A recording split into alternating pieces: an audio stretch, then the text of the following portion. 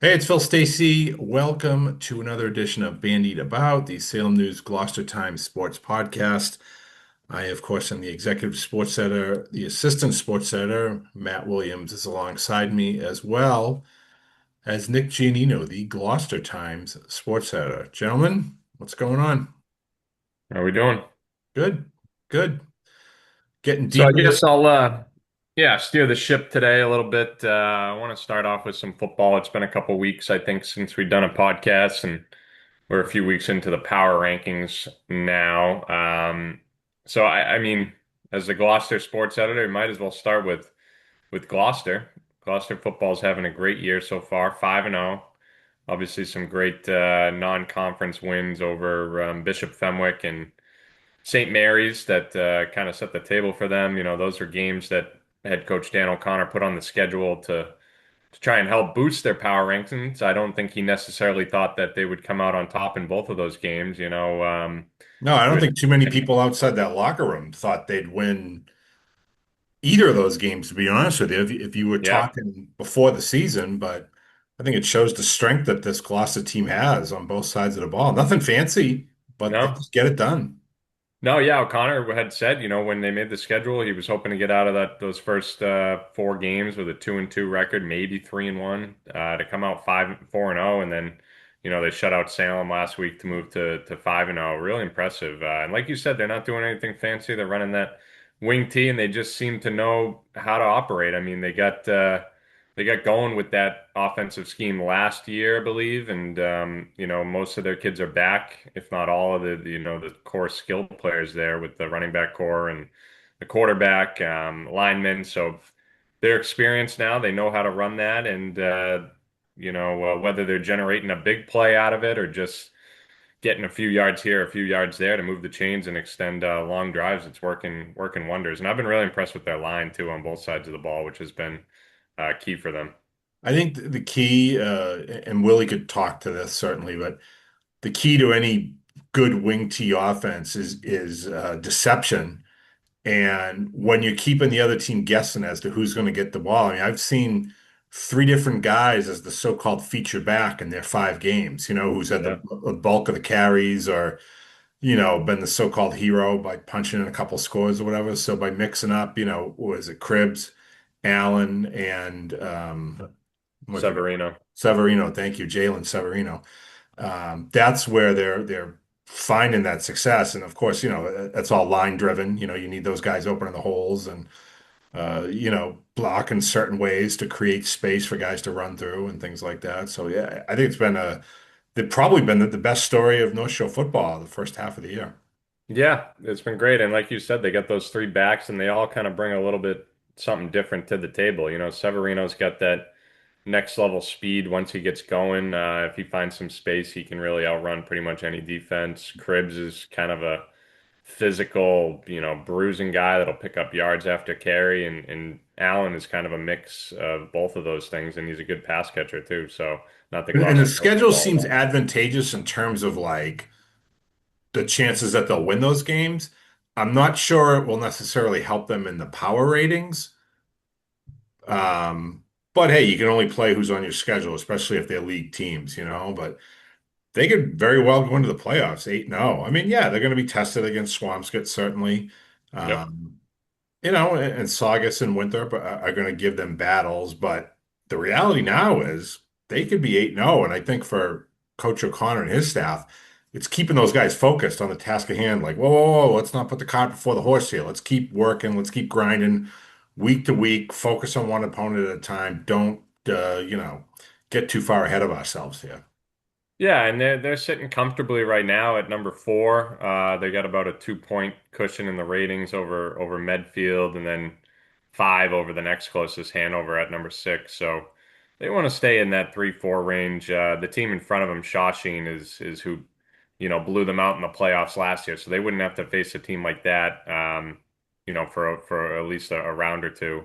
And they're the Uh, defending champions, obviously. Right, defending champs. And then, you got Archbishop Williams who had a good game with Fenwick, right? Obviously Gloucester beat Fenwick. So it's it's possible they could make a run once they get there. But yeah, obviously the focus right now is to finish out the regular season strong. They got a tough game against Swampscott on Friday night. That'll probably be their biggest test left, and we'll see if they can run the table. But yeah, let's move on. You know, Gloucester's having a great year. Why don't we move up to Division? Where do we got some of the teams here? Division two, Division three. Let's go to D2. Yeah, I mean, you have Beverly in Rankings Division up. Two. Yeah, you got Beverly winning four straight after losing to Gloucester. Yeah, I mean, they're that's the longest winning streak they've had in 9 years. That 2016 team that won the Division Two North title, that was a surprise team under Andrew Morency at the time. Andrew, of course, is now coaching or helping Pat down over at Pingree. But yeah, I mean, Beverly's had two straight last minute 1 point wins at home, feeling really good about themselves. These seniors have never been in a playoff game, and they're making it happen now. They're well on their way to making it happen now. I mean, I would think, I think they're in. yeah, I I was mean, going to say in they Division Two, where there's qualified, only so so many teams. yeah, there's a pretty good chance there won't be uh 15. It's a decent chance there might be buys in that bracket because you might have 7 teams that don't hit the 3-win. I mean, there's no way, even if they lose the rest, they're gonna get in. Now, you know, you got to win some games to try to not face Catholic Memorial in the first round, or Right. go to Winchester and kind of eat your lunch there. So that's got to be the goal for them. But I think for me, like I've been most impressed the last 2 games with their game management. I think, for a team and a staff that haven't been in close games for quite a while, I think they've outfoxed and outmanaged some veteran, experienced teams and staffs in the fourth quarter of the last 2 weeks. And I think that's really not easy to do when you haven't been in those situations, to your point, Phil. And, Yeah. and so I want to commend those guys for that because I think yes, they've made the plays.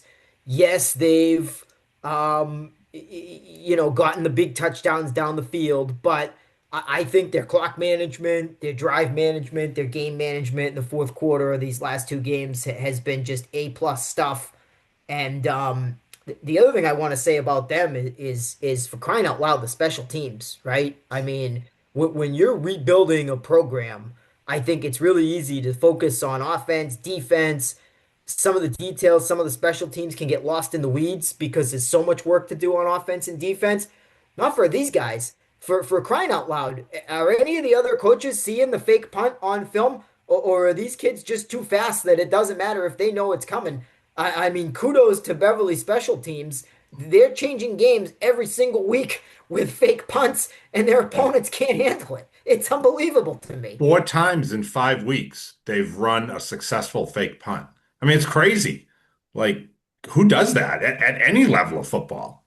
It And I was think, funny. I was honestly, covering the game against Gloucester, and I think it's Phil Nicastro that does the games for the TV network there in Gloucester, Cape Ann Live. And he said every time that Beverly was punting, he goes, "Watch for the fake punt here," because he knew like they were capable of bringing it out at any point in any game. and I think it's a little bit like going for it on fourth down from a confidence standpoint. So again, like I just would commend the coaches because I think when you call that play, it just instills this confidence in your team. Like, yeah, coach thinks we can do it, and then we go out and do it, and then it's contagious. It's really gutsy. It's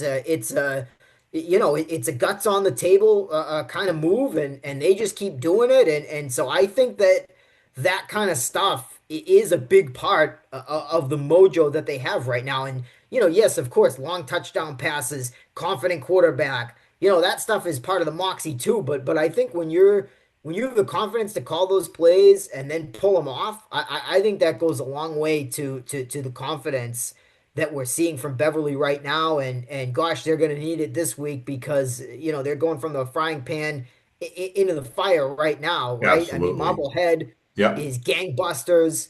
I think, odds on favorite in the NEC. Jim Rudloff, the coach, doesn't want to hear that. He didn't want to hear it before the season, but I think with what's played out so far, the scores they're putting up, and having a bye week to prepare for this new look Beverly team, you know, I don't know. That's a heck of a matchup. And Phil, as you can attest, even some great Beverly teams have had some really tough luck against Marblehead in recent runs. I mean, I think the last time they beat him was when the recent Hall of Fame inductee Brendan Flaherty was on the field, and that might have even been the last time it was even a close game. They beat him the following year. Yep, 2013. But they've lost every matchup since, including, did they play twice during that fall two season? There was some teams that played each other a couple times. They played twice one of the playoff years too. Remember when that playoff was all That's right. formulaic? I think they were two games one of those years when Coach Bauer was still coaching too. So it's been a tough run. But these Beverly guys so far this year have made a habit of making things that have been tough runs disappear. So we'll see if they can keep it up. I mean, I think personally it's a tall task, but they just stood up to the physicality of Danvers, so I think that's a really good warm up for the physicality of Marblehead anyway. Yeah, I mean, it'll be interesting to see because, clearly Beverly is sky high right now, but they have to realize that this is going to be their biggest test of the season. It's a Saturday morning game at Herd. They're coming off of two emotional wins. Um, on their turf field at the high school, Friday night lights and all. So this is a scheduled Saturday morning game, which is a different vibe, certainly. And they fed off this Friday night crowd for 2 weeks in a row. That's been great. Would be interested to see if we get that same kind of crowd out Saturday morning. If Marblehead could take them out of the game early by punching in a couple of quick scores. It's going to be an interesting game. I would agree with you that Marblehead is a clear favorite with the way they've been playing, and just based on history that the two teams have had against each other. But um, I'll tell you one thing: Marblehead is not going to be fooled by a fake punt. I think Yeah. coaches are going to have that drilled into their Well, heads, like watching let me this. ask you something, Yeah, Phil, because I'm curious for your opinion, and this is based on the last couple of weeks. Now you and I miss Saturday football. We want more Saturday football, but yeah. I will tell you, the atmosphere at Bishop Fenwick for homecoming was not great. It was a strange game. Coach Woods agreed there was a strange vibe. The kids weren't quite sky high. And now obviously, if Beverly was to lose to Marblehead, I'm not going to blame that on the game script, the Saturday morning, the this and that. But going forward, like when you see these two great atmospheres and these two great games on a Friday night, like if they come out flat, if they don't play well, do you think that there will be a movement in town? Do you think people will be able to stomach like, wow, we should play more Friday games, or do you think maybe that's just like a little bit of a coincidence? And again, I only say that because there was definitely a weird vibe on Saturday at Fenwick, and I think that contributed to the way the game felt a little bit. I mean, even both teams. I didn't think Archbishop Williams was real sky high either. I mean, it kind of played out like a 7-on-7 game. It was very, very flat. I understand everything that you're saying there. I mean, I think you and I especially, and Nick, I guess to a point, but you and I especially are used to Saturday football. It's not an anomaly to us. I think now players are conditioned that like you play Friday nights and Saturday is an aberration.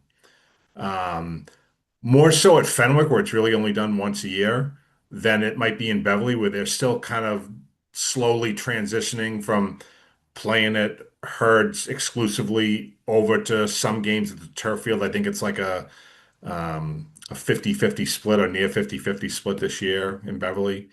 Um, I mean, it's a great question. Would they do it full time? Probably not, because they have this jewel of a stadium in town. There's no plans to knock it down or anything like that. And I think, some people do enjoy the early Saturday, the 11 a.m. Saturday games. It's convenient for them. Maybe after a long week at work, they don't want to go out to a football game. They like having something to do Saturday morning. So yeah, from a player's perspective, totally get the whole under the lights, jacked up. But guess what? Like, there's a million NFL games at 1 o'clock every weekend, East Coast, West Mhm. Coast, whatever else. So it's not as though you can't get jacked up because the sky's blue or the sun's out kind of thing. So, Mhm. No, Right. that's a great point. It's a great point. and I do just, where you were mentioning the special teams, I want to give a shout out to John McMillan from the Beverly staff. He's kind of like the offensive line, offensive coordinator type guy, but he also runs a special team. So, and Punter calls his own plays. He's the one who reads the defense and decides whether they're going to fake it or not. But John is the guy who is in charge of special teams, so kudo to him there.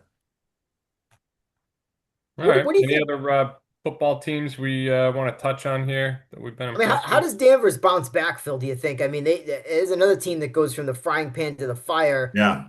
with Masconomet coming in to their house on Friday night. I mean, that's a sneaky, really big game in the NEC. Oh yeah. I mean, huge implications there. Yeah, and the I power rankings. I mean, Danvers is hanging on to a 14 spot right now with that 4-1 record in D4. Yeah, I mean D4 is tough, man. Like D4 is really tough. They're going to be helped certainly by playing Masco Marblehead, in the Yeah. power ratings. Um, if I'm being honest, Danvers probably had a little bit of an edge in that game the other night. If fairness counted, they probably should have beaten Beverly. They outgained them. They had the ball longer. I mean, geez, Zach Fultz, boy, for a sophomore, he runs hard. He breaks tackles. He has that speed to get to the outside and then get to another level from there. They give him the ball on that 2 point try in the final minute. And, he's tripped up by a shoelace. I was right there at the goal line. He missed it by less than 6 inches. He fell short. It just, you know, but they're a good team. And unlike Marblehead, unlike Masco, unlike even Beverly, there's no flash and dash here. They're not looking to do anything to surprise you at all. They're just coming at you hard. This is a team that a double wing works for because they can keep kind of banging right at you at that line and coming at you with whether it's, I mentioned Fultz or Kyle Borghardt or Jack Houston. They just keep mixing up. They got a good line. Although, I have to think, and maybe trying to read between the lines of some of the comments after the game, I think the line can play better and maybe is expected to play better. So is it one of those things, Willie, where you get, knocked down, you get hit in the mouth, you get knocked down, and you get back up more upset than ever to show what you really like? Or is that the first crack in the veneer and it's like, oh, well, it's not so fun getting hit in the mouth. I don't want to do that kind of thing. I don't think that's the case with Danvers. I think this is going to be a turnaround week in practice. If there's ever a silver lining to a loss, it's maybe like, okay, maybe we aren't as good as we thought we were, but we're a lot better than we showed tonight. Maybe we're not as good as a 4-0 record might indicate, but we're certainly a better team than the mistakes that hurt us tonight. Um, Giving up a punt return for a touchdown, giving up a touchdown, interception for a touchdown, not stopping Beverly at key junctions when a turnover on downs might have given them momentum, things like that that I have to imagine that it's going to be drilled into them this week. Again, like Beverly, they're going to be decided underdog at home against Masco. I think Masco got its mojo back last week with that win over Peabody after suffering their first loss to Winchester. But I think you're going to see a different Danvers team Friday night. Now, will they win? I don't know.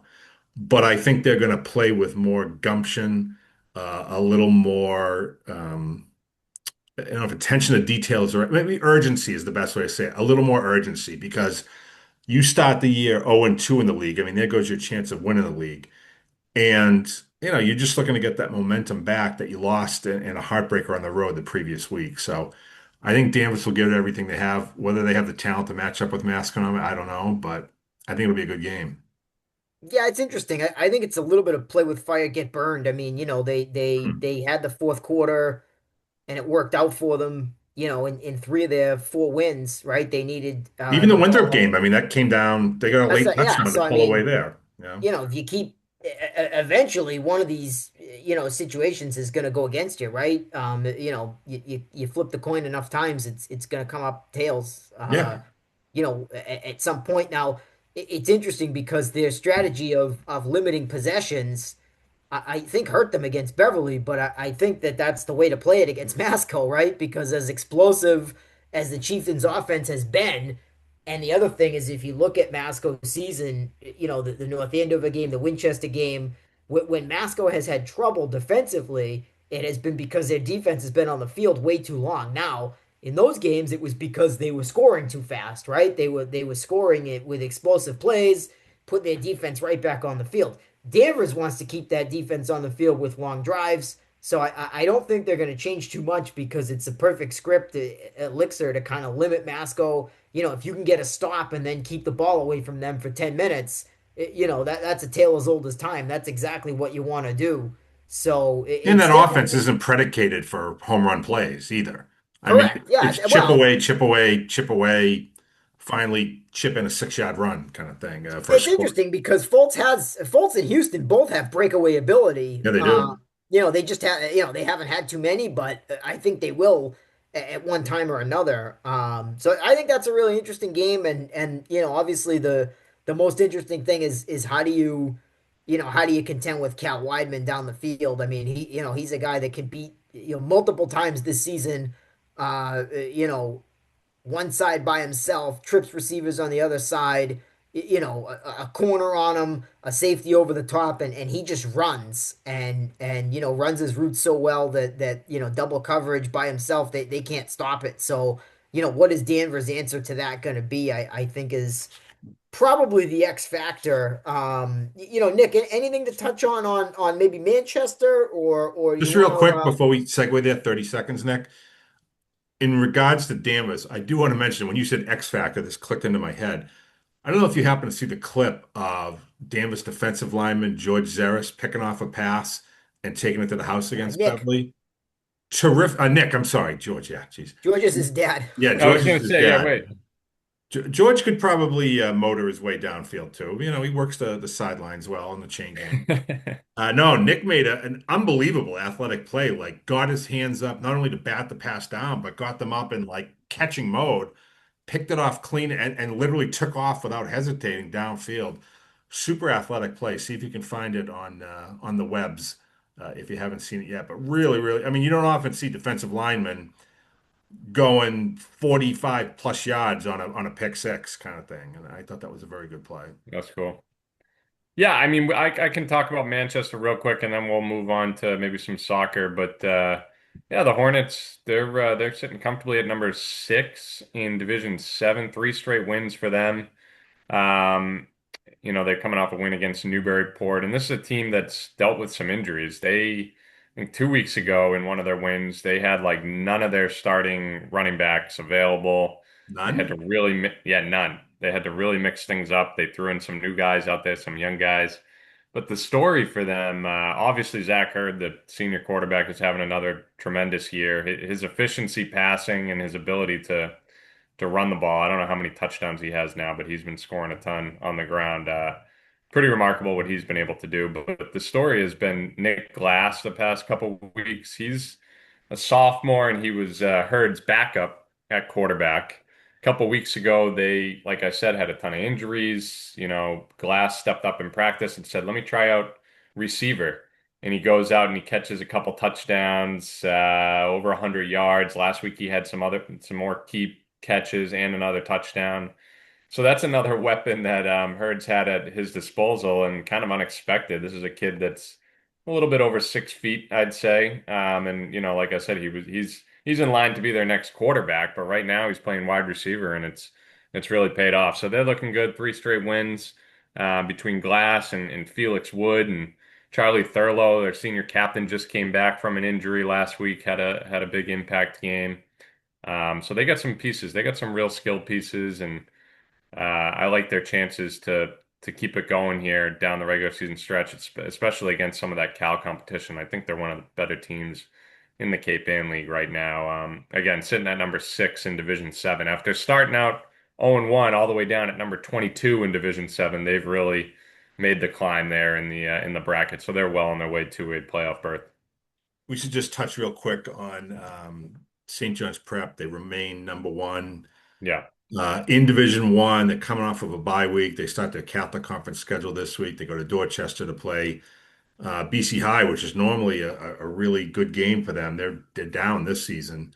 Um, but I think it was a good time in the schedule for the Eagles to have their bye, get some guys healthy, work on some things. They're putting up points at a ridiculous pace, but I think they still feel like they could be doing more, and especially defensively, they should be tightening up because they're going to get tested, especially through the air, I think, moving forward. So they want to find a way to tighten things up. And Willie, there's a guy in Pearson Scala who hasn't played all year for them, captain.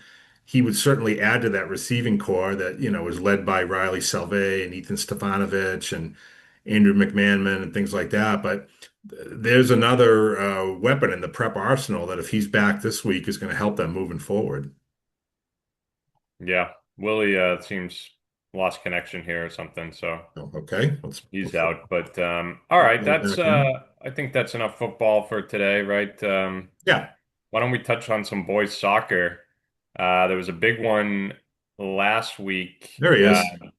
between Beverly and Masco, the two NEC powers right now in the boys soccer scene. And Masco got the win. I know they were playing at home on their grass field. They had lost to Beverly earlier in the year, one of only two losses, and they come back at a 3-0 win. And all of a sudden, Masco's got what? One, two, three, four, five, six, seven, eight in a row. They play Danvers today as we record this, and they've only let up one goal in those 8 games. They're just crushing the competition right now. That one goal was against Bishop Fenwick in a game they won 9-1, so take that for what it is. But Backup yeah, goalie, I think, too. yeah, there you go. So Yeah, well, I um, mean, they came out on the offensive against Beverly. Timmy Lull scored a couple of goals in tight, one off a rebound, one off a really nice pass by attacking the net, kind of caught Beverly back on its heels. Um, you know, Jared Scott Paci, the head coach, said, you guys want to win the title, we got to win out. We can't afford another loss. Like you just have to find a way to win, and that's all they've been doing is winning, as you just said. 10-2 now, which is a little more what they're accustomed to. I think it was probably a good thing for Beverly too, to be honest with you. They were flying high at yeah. 9-0. Maybe taking one on the chin, so to speak, could be a good thing to, whatever cliche you want to list, like reading their press clippings or getting big heads or whatever. Maybe it grounded them a little bit and made them realize that like we can't just, blow the whistle, throw the ball out there and say go win. Like it takes talent, whether it's in conference or non-league or, when the playoffs come. So both of those teams will certainly be there at the end. It's still Beverly's league to win if they were to win out, but Masco, is nipping at their heels. They split the season series, so one slip up by Beverly, and that could open the door for Masco And to I believe it East. was Beverly that won it last year, right? Masco had won it Yeah, coming over from the Cal. Masco won it a few years in a row, and then Beverly Beverly won it won for the it first last time in, I season. want to say, 25 years. Oh, Yeah. or they beat Masco for the first time in 25 years last year, and then they did it again this year. So, Okay. yeah, Yeah. So those are obviously two teams to watch in division. What's Masco now? They're two, right? they're Two for two. I think they were ranked Beverly's seventh one. in the latest rankings. Okay. Yeah, I got it here. Yeah, 7, 10-2, and Beverly dropped down a little bit. D1. I mean, you lose to Masco, you're gonna fall a little bit, but they're still at number 10 at 11-1. Yeah, I mean, they Uh, were at two at one point. Uh, mhm. and again, because they're a Division One team playing. With the exception of PBD, they're playing all lower division teams, so that's not going to help them in the power rankings necessarily. But they do go out. I mean, they bounce back from that Masconomet loss with a good win over Andover Saturday night, which should help them, if not in the power seedings, and certainly when it comes toward the playoffs. Yeah. And then over in the Cape Ann League, Hamilton Wenham's rolling right along, boys and girls side, I imagine. But the boys are 9-1 to get the number 2 spot in Division 4 right now. And little Ipswich making a push here. They're at number 8 in D4. They've got 4 straight wins. I think the game before that was a tie. So they got 4 ties on the year. You look at their record 5-4-4. A lot of those ties, you turn those into wins. I mean, we might be looking at a top 5 team right here, but they're playing some good soccer right now. Greg Scruton's got the boys firing on defense for sure. They've been locked down on that side of the pitch, and the team to watch for sure in Division 4, along with Hamilton Wenham. I believe those teams play each other once more before the season's up. Don't quote me on that, I think but they do too. Yeah. yeah, so I mean that'll be a big one for Ipswich. Obviously, Hamilton Wenham playing some really good soccer, blowing teams out. at the top of D4. Really, any girls soccer teams really making some noise or that you've been interested in the past week or two here? I think Marblehead continues to be kind of the story. I mean, they're still undefeated, 8-0 and 2. Haven't given up much defensively, spreading the ball around pretty well, playing tough competition. I mean, it seems at this stage that Marblehead and Masco will be on a collision course for the NEC done there, 2 weeks from tomorrow. Marblehead does have a couple of ties, so that's kind of makes it a tie in the standings. Masco, I think very quietly has gotten back to playing their brand of soccer. They've put together, some odd number of wins in a row. They're 10 and 2 now.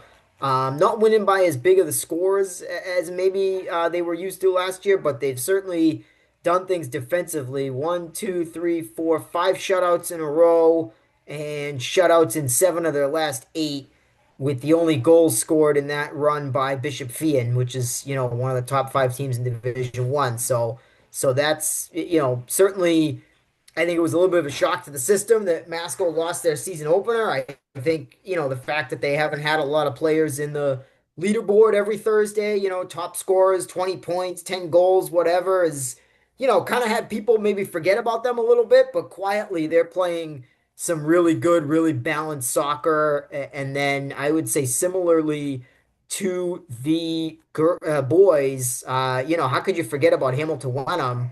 The Gens remain undefeated, also 8-0 and 2. Unbeaten in their last 49 regular season games. So they'll look to make that 50. Their next game is at Rockport, so I think there's a decent chance of that happening. Just whatever Nancy Waddell's doing to teach her girls how to play soccer over there in Hamilton, it's working because they're a factor every single year. And fun little story, right? One of the top facilitators for the boys soccer team in Hamilton Wenham is Yeah. Owen Waddell, who's Nancy's son. And the top scorer for the girls is Savannah Garon. She has 10 goals, which I believe is second in the whole North Shore area. And that's the boys coach's daughter. So the teams at this moment are a combined 18-1 and 3. So, dinner at those two tables must be fun every night. Willie, talk a little bit too about Jaden Simpson over in Beverly playing for her mom. She's only a freshman, and boy, she's tearing it up, huh? Yeah, it's funny. I saw a picture of I saw a picture of Kristen with Caitlin Hardy over the weekend at the Beverly High Hall of Fame. Everybody can read Phil's great story on that. And, the caption said, wow, Caitlin, broke Kristen's records and this is great. And, part of me, I wanted to write down below, hey, Jaden's coming for both of you. Yeah, you right. know, but, she's got 13 goals in 12 games, and just is not afraid to shoot from distance, is not afraid to beat a player 1v1. I mean, she's so much fun to watch. She's scoring against good teams. It's just, and this is really just a beginning. And she's got a tremendous running mate in Olivia Anketel, who also has 10 goals. So she's only a sophomore. They're going to be together for the next 3 years. So watch out for Beverly. I mean, they're 7-3 and 2. They're on pace to have the most wins in a season that they have had in quite some time. I mean, the last time they hit double digit wins was 2019, believe it or not. So some great Hmm. success there. They've got some great defenders, some great middies. I mean, you're talking Grace Williams, Genevieve Bellotti, Sasha Miller in the back is an absolute rock.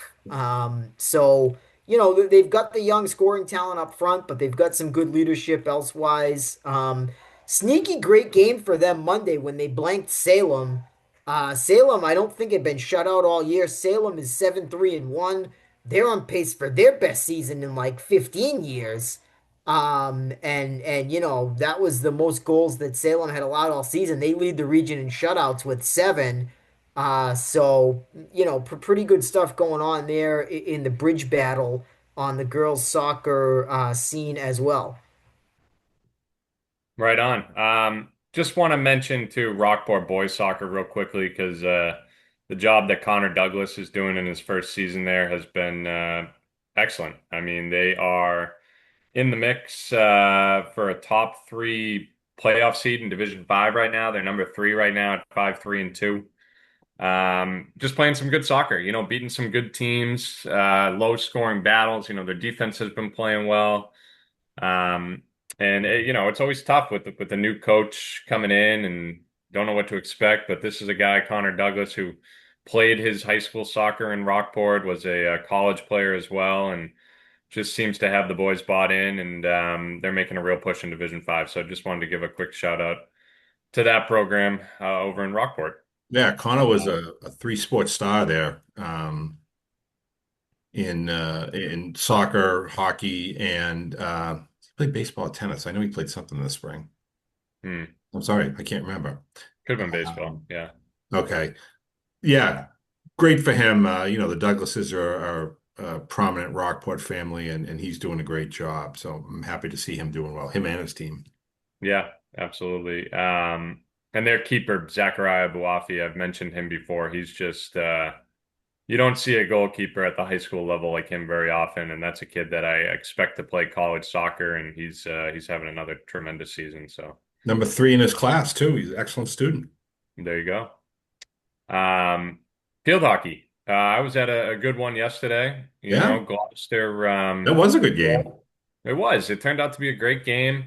Gloucester at Marblehead, on paper, and this is what Lauren Riley Gove, the Gloucester coach, told me. She said on paper it might look like we're going to smoke them, but they expected Marblehead to come out and play tough, and that's exactly what they did. I mean, quick two goals to start in the first quarter for Gloucester, but Marblehead got one off a corner at the end of the first to slice that deficit in half, and the game never got out of hand. As much as Gloucester dominated possession at times, the Marblehead defense really held up, and it ended up being a 3-2 game in Gloucester's favor, but could have went either way, like I said. So impressive for Marblehead, and another good win for Gloucester, who's now 9-2-1 on the season, just playing some really good field hockey. Got a nice mix of upperclassmen and young girls making a big impact. I think yesterday was a sophomore, Fiona Black, who's one of their leading scorers. She had Yeah. 2 goals. So she's had a great season, but they also got some firepower from their seniors as well. Well, in Black, as you mentioned, Mia Rodolosi, I know, is another one of the Right. top scorers. Julia Paak, Hmm. and the goalie Keegan Jewell. She's going to be, newsflash. She's going to be the Moynihan Lumber Student Athlete of the Month, the female winner for September. She's also excellent in classroom, but she's had a great year in net for Gloucester. Um, She Marblehead is has, yeah. interesting. Allison Carey is the first year head coach, teacher at the school.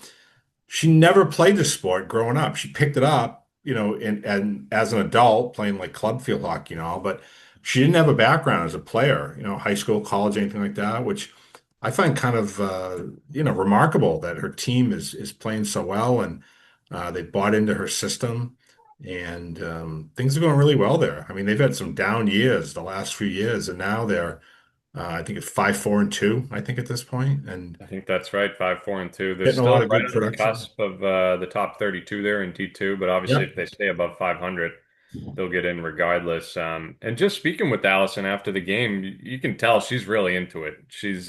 very much She's put so. a lot of time and effort into this team, this program. She was mentioning how she watches film after every game, tries to break things down, give new stuff to her team from based on whatever she sees that the other team is playing. And I'm sure she'll get a lot of good stuff on that film from the Gloucester game because their defense was just flying around all over the place. But yeah, I didn't realize first year for her. Yeah, and the conference, it looks now, I mean, Beverly technically is still in the race, but it looks like it's now a two-team race between Masco and Gloucester. They tied first time out, we might have mentioned before. Um, but they do have that one loss. Gloucester has a one loss to Beverly, which Masco does not. So Masco is still leading the way. And they play again. I believe it's the last game of the regular season for both. Unfortunately, I think it's a Friday. Yeah, I Um, think you're right. but they play like on October 24th, I want to say. Masco is just rolling great guns. They have their own first year head coach. I mean, she obviously has experience. I shouldn't say obviously, but she has experience as a player and all. Vanessa McGuire, and with 11 seniors on the team, they are going great guns. I mean, Ava Govan has had 5 different hat tricks this year. She had another one yesterday when they beat Danvers. I think she's up to 23 goals and 9 assists now. I'm trying to Jeez. think of the other seniors like Captain Savannah Stevens is having a great year. She's got about 13 points. Emma Campagna, defender, captain, playing really, really well. Genevieve Clapp, Olivia Tsoukalis, Maddie, Sophia Carson, Molly Regan, Delaney Ogden, and of course, some underclassmen helping as well with Sabrina Caffarelli in goal. She has 5.5 shutouts, 11 wins. Mia Marks, Jr., leading the team with 15 assists. She is the one A to the one B to Govin's one A type thing. The two of them work very, very well together. So yeah, that math. If each team continues to play, they have been and win out in conference play, it's going to be a great battle for the title.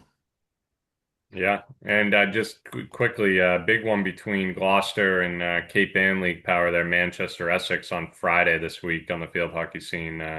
That's a 4 o'clock game. I know it's a football Friday, but those field hockey fans out there, that's a good one to catch. I think that's going to be a good game. Abby Kent with Manchester is one of the top players around, regardless of the league. So Hmm. I think that should be a good one. Yeah. All right. Anything else we want to touch upon? We got the golf state tournament coming up next week. I wouldn't be surprised if we saw maybe some record-breaking scores. I've talked about this on the podcast before, but the some of the scores these teams are putting up are just incredible. Never would have seen that kind of score when I was playing high school golf, God, 15 years ago. But yeah, there's a lot more players. There's a lot more talent. These kids are playing year round, and some really competitive golf, some really high scores being played. So we'll keep an eye on those divisional state tournament matches, 18-hole matches next week. But as we know, golf season's a little bit shorter because the days are getting shorter. It's getting a little colder, and they wrap up quicker than any of these other sports in the fall. It is and it isn't though, because like I know technically it doesn't. It's a short season by MIA standards, but most of these serious golfers are playing from April into November, aren't they? Sure. Like working on their games and doing everything they can to get better. I mean, it's a grind, I think, for these guys because their season is really like at the end. Their high school season is at the end of all this time they've been playing together. Yeah. Yeah, that and they squeeze in a lot of matches in a short time, right? I think most teams still play 18 matches. So there's weeks where they have 3 or 4 Yeah. matches in one week, 3 in a row sometimes. So Yep.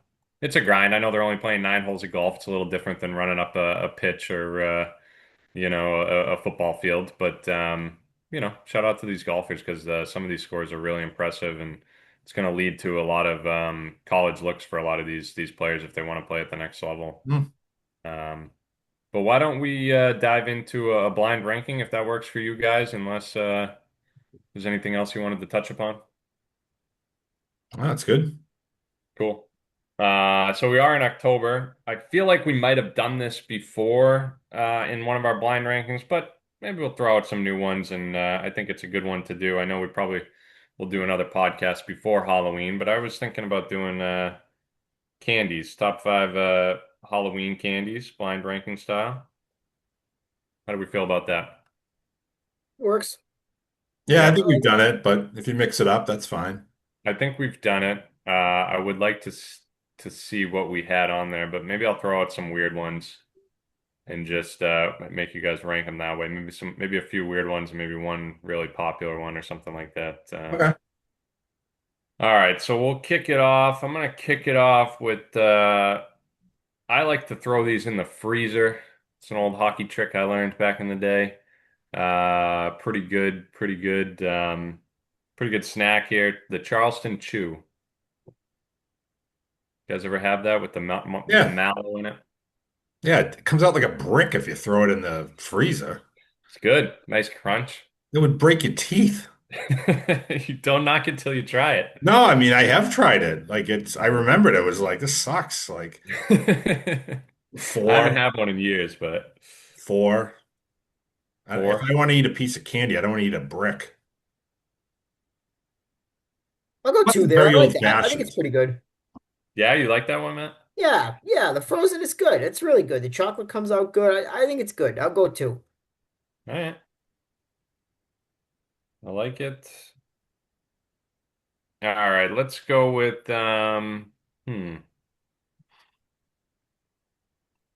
to think. One of my favorites. I don't know if you guys have even had this. It was probably a more popular candy like 50 years ago, but every time I used to get it randomly on Halloween, it would be one of my favorites. The 100 grand bar. Yeah, yeah. I mean, I never see them. I very rarely have them, but I do feel like my kids used to get them, the little mini ones for Yep. Halloween. So I'll go two there. That's got Okay. some nougat, a little bit of what, crisped rice or something in Yeah, there. I think it's almost like a thicker, chewier crunch bar in a way. Yeah, yeah. I'll go two. I'll put it at three. I want to leave my top spot open, but I do think it's pretty good, so I'll put it at three. All right. Um, let's see. Let's go with trying to think of a well, this is another one that I feel like you don't see as often anymore, but pretty tasty. I didn't get to try this until later in my life because I had a nut allergy growing up that I grew out of. Hopefully, your kid grows out of that too, Phil, at some point. But how about the Butterfinger? I used to not like them, and then I tried it later on again as an adult, and I did like it. Okay. Um, I'll go three. I'll put it in the middle. Yeah, I'm gonna go with four. I mean, I don't hate it. I haven't had it in a long time. Reminds me of Bart Simpson. Yeah. But again, I wouldn't put it one, but I don't think it's bad. So I'm gonna throw it at four. So we both have one and five left? One That's and correct. five. Yeah, okay. And I don't know if I'm going to go with anything super popular here. Okay. For this one, how about my wife was eating these the other day, asked me if I wanted one. I said, not really for me. They had a piñata at some kid's birthday party that we were going to. Anyway, the Smarties. I mean, it'd never be one, so I guess they're gonna have to be five. Yeah, I'm gonna put Um, it in at five. I think that's about right. I think it's fine. Not You know, terrible, Not but yeah, it's terrible. just you gotta be in the mood for it, and they're good, but it's you gotta be in a puckerish mood because that's what you pucker up when you. yeah, the four things above it are chocolate, so that's the good stuff. Yeah. Okay. All right. Well, you guys are probably gonna hate me for this one. It's one of my favorites. I feel like most people don't like it. Candy corn. Oh, like I'm into 12. it. Yeah, it's good. That's I fine. love it. I love it. Oh, it's gross. It's so rare. You only get it one time a year. I mean, I wouldn't want like the whole bag, but No. I'm into it. I think it's good. I'm good Phil's with gonna that. gag over here. I have very strong food opinions. Yeah. All And right. I'm a candy candy corn corn guy, tastes so like eating like wax fingernails. No thanks. Like, well, I think I got you guys pretty good on this one then. I didn't throw any layups in there with a no, Reese's or Snickers or you know who I none of was that. hoping you were going to go with at number one, which I feel like is a very underrated candy bar, is a What's that? Mounds bar. The mountain's good. The Mountain's good.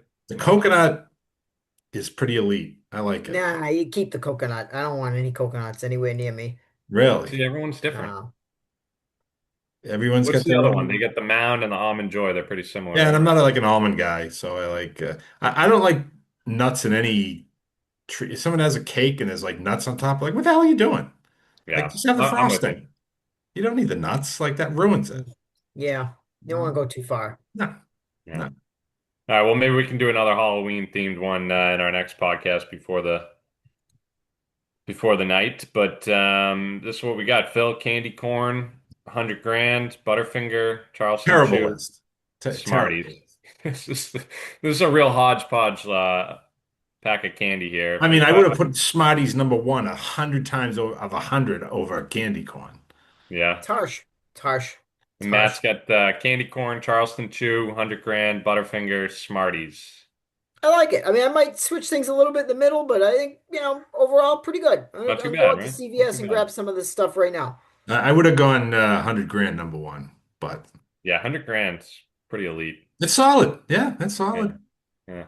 If you could only get one candy in your proverbial Halloween bag, what would it be, Nick? One candy. I've really come to love the Reese's cups over the years since my revelation there with no more nut allergy. But I don't know. I love like just some M&Ms too, you know? Yeah, can't go wrong with M&Ms, man. Can't go wrong. So And that would this- probably be up there. And candy corn, you're not usually getting that trick or treating. That's more of a ice cream topper, or if you go to the store and you buy some, put it in a dish at home. But that's not really something I don't know. Do they have like little bags of candy corn that you can? I don't remember ever That's getting something you get from like your 93-year-old aunt's like it. candy dish with cobwebs on it because no one eats that crap. Ah, good stuff. It's good stuff. The Swedish fish count as candy? Yeah, I would say so. That's an underrated candy. I like Swedish fish. Swedish fish is good. It gets stuck in my teeth, but it's Mm. good. Uh, yeah, that's it. You're gonna be taking the kids out trick-or-treating this year, Phil?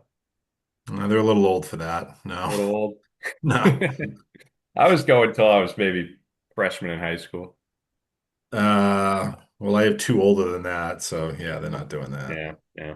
Yeah, they're not into that anymore. They'll be out with their friends doing something, but it won't be trick-or-treating, I guess. Yeah, that's fair.